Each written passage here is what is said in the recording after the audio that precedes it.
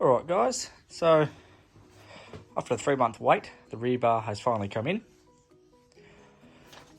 Now it comes with a whole variety of different brackets, fixings, pinch weld, instructions, which is nice. And I opted for the dual jerry and single wheel. First things first, got to take the old rear bar off, or rear bumper off.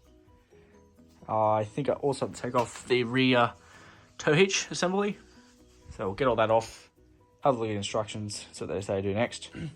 So the first thing you're going to do is going to unplug your rear tail lights, which mine pretty much fall out all the time anyway, so that was easy enough.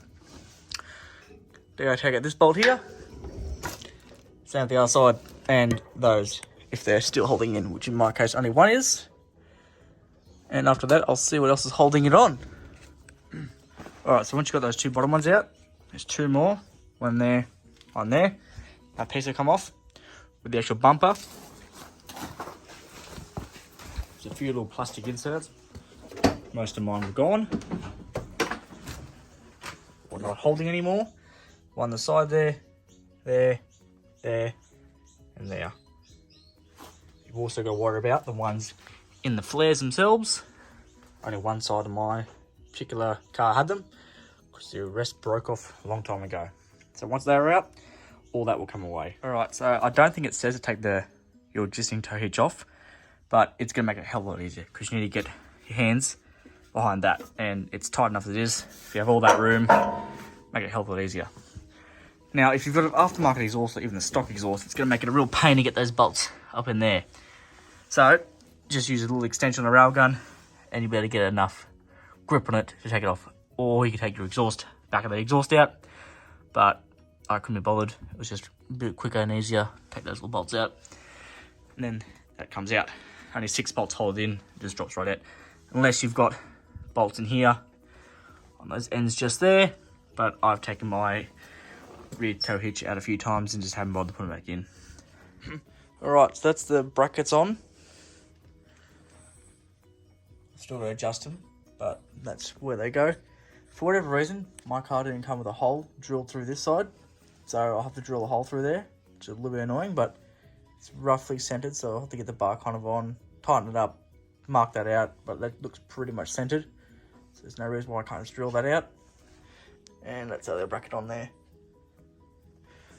Again, you will need to take more likely those brackets out or loose, put your tow hitch back on, but we'll cross that bridge later. Get it on there first and see how we're going to do it, but yeah. That's one of the brackets mounted to the actual bar itself. Now it said using square washers. Now I can't see any square washers out of my kit, but a lot of these circular washers, so I've just used them, and if the square washers turn up, well, if they're easy access I might change them over, if not, that's how they're staying. So after that, just line up to the back of the car brackets, and put the other ones through. Might need 2 people, or if you've got an engine lift, that should do it, but so there we go. So this is where we've got the bar so far. From what I can see in the instructions, they go on the outside of the actual chassis bracket.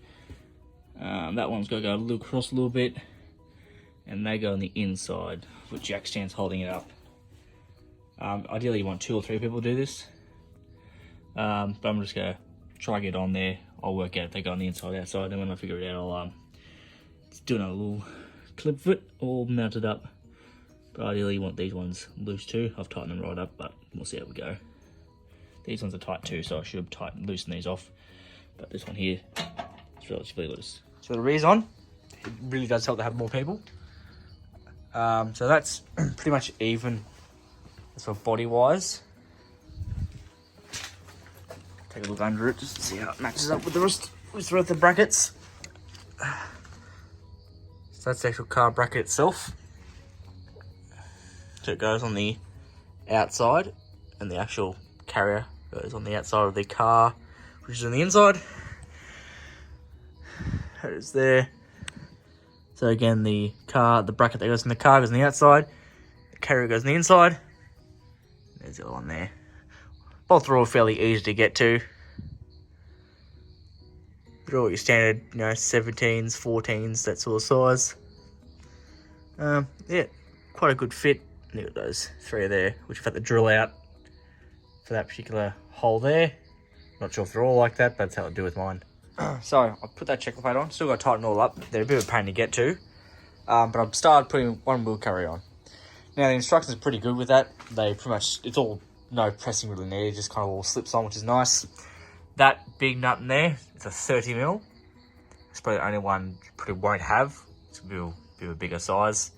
But again, you just kind of stack them like the instructions say, pack them full of grease, and then just do them up until, they're snug. And you can still move the arm nice and freely.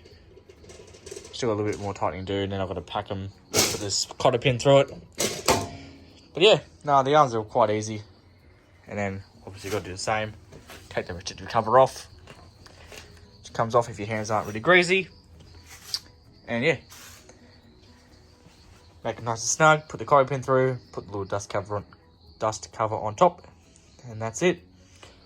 The arms are on. And then you just got to adjust this, which I'll investigate soon. Go through and do it. All right. So since putting the bar on in the arms, which they're now on, quite easy to chuck together. I put on the dual jerry can holder, which has got 2 bolts in the back. And I think there's 4 underneath holding it on. Single wheel holder, just those 3 in there, on one of the supplied brackets. Now, if you're doing the numb plate bracket, you won't have that. That's for a high lift jack. Your numb plate will go on the jerry cans. Still got to wire them up, all the lights. But these are the actual latches for the arms themselves. Now, if I can get an arm free, because they've got lockers on, so when you open them right up, they lock open. And I'm just adjusting the highest they go and inwards, both sides, so they meet nice and snug. Go into it, and then I've just tightened these jam nuts up. It swings over, and it goes on like that, and that pin goes through there. Now I guess you could put a padlock on the bottom of that if you want to, drill a little hole, pull a tiny padlock, but it's not really worth it, I guess. It's really up to you. And the other arms are the same thing, latches in there. There is a middle hole, which it doesn't look like they supplied a nut and a bolt for, so I've just done that. That's more than enough since I've got nylon nuts, and I'll check them every few thousand k's or not, make sure nothing's coming loose. Still got to tighten this all up.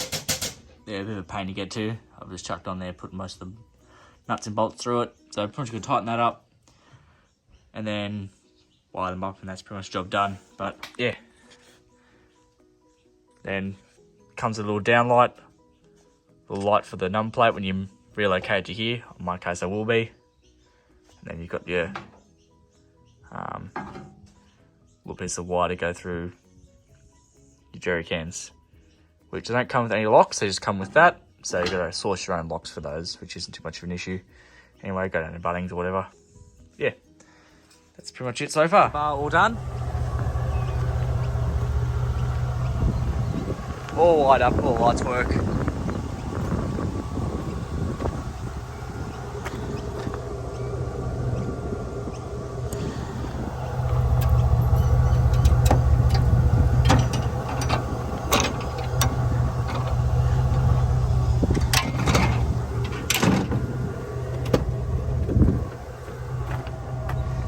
Gap on the side here, but that's how it is. That's how around the wiring for the trailer light. It's on the trailer light, the light for the number plate. Just goes down there, under the can, into the reverse sensor hole. I don't have them, so that was fun to go right into a little grommet. I might put some conduit around this to protect a little more, and then it's ran straight up, straight to the light at the rear. Haven't put the tow bar in yet, as you can see. And it comes out of the car quite a bit further than the factory one, so you lose that little bit of end clearance. overall it's pretty good. There was one thing I didn't go through a great deal, which was the wiring of the actual lights, which is probably the hardest part of the whole install. So with the factory plugs, I just cut them straight off because they don't plug into these bars. And my wiring had actually started coming out of the plug, so it was not working half the time anyway. So I just got a little test light and just tested each wire, depending if I was using my Parker's brake or indicator. My reverse lights currently don't work yet. And then after testing each one, found out which wires do what. The black on the car was obviously the same as the actual carrier. It was black, so I kept them straight up. The actual bar itself has a white and a brown wire, and they've got that again. So they've got 2 whites, 2 browns, and they all do something different. So you'll just need to trial and error and connect a positive to each wire of those 2 colours to find out which light will light up, and then correspond that back to the car. Then solder them together, a bit of heat shrink and then a bit of tape. So it wasn't very hard. It doesn't explain how to do the wiring at all. But yeah, it's really easy to do the wiring. I wish they colour coded it to the same as the car, or you know, like a trailer plug. But yeah, it wasn't difficult. It took a bit longer than it should have, but yeah, it all worked, which is great.